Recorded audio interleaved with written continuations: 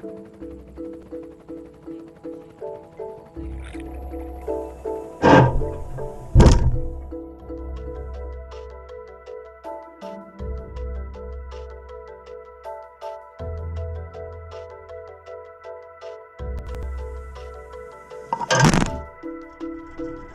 they just sit there like golf balls on a driving range.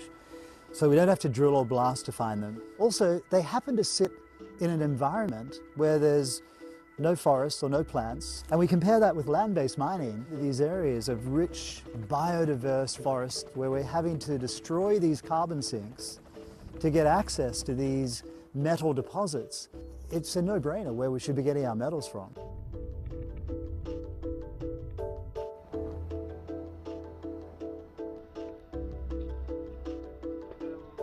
With the climate and biodiversity crisis facing this planet, deep-sea mining would just be another scandalous threat to the health of our oceans. Petrol or electric? Petrol.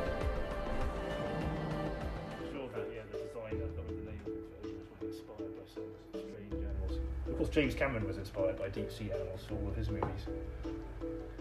So it will be a dramatic shift in the ecology of that environment. And that's something you just have to accept. Some areas of the planet will have to be impacted if humans are going to move forward in a sort of zero-carbon future.